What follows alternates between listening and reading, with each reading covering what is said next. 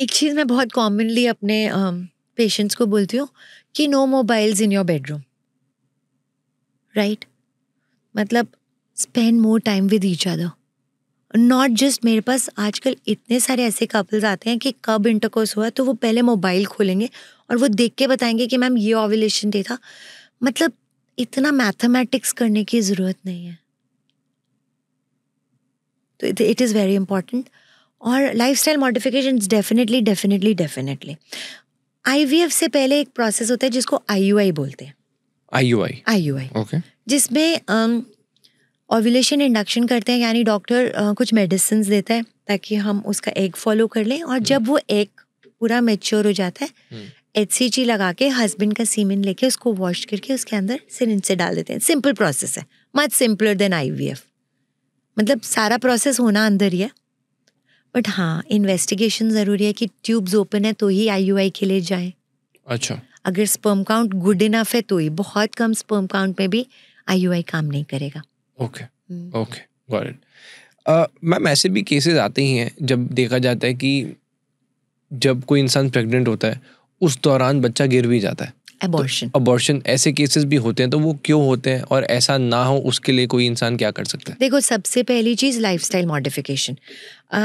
The moment लड़की right eating, right exercise, right brain उसमें है और लड़का है, तो the quality of egg and sperm will improve.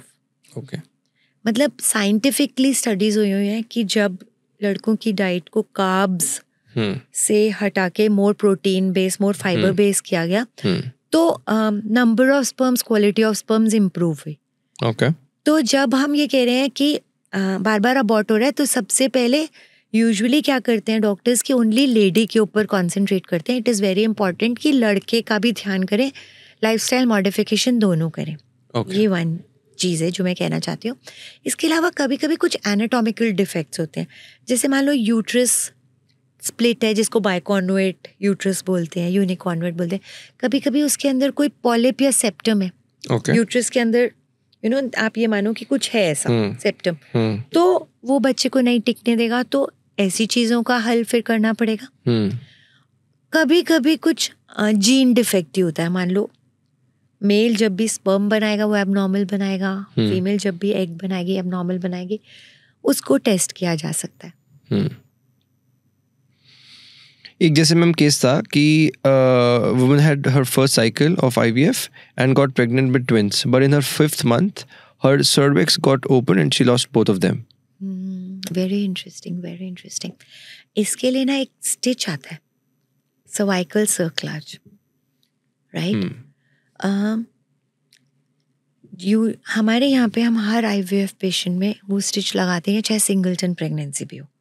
Reason being कि जब हमारा करियर स्टार्ट ही हुआ था तो ऐसी एक प्रॉब्लम आई थी, 24 वीक्स पे एक पेशेंट का सर्विक्स ओपन हो गया था। तो उसके बाद हमने सोचा हमने एक भी बच्चा लूज नहीं होने देना, और एक स्टिच हम लोग लगाते हैं एब्डोमिनली, यानी लैप्रोस्कोप डाल के और सर्विक्स के माउथ को क्लोज कर देते हैं। तो कभी कभी ओपन वाले पेशेंट भी हमारे पास आते हैं, तो हम उस भी बच्चे को मेंटेन कर सकते हैं।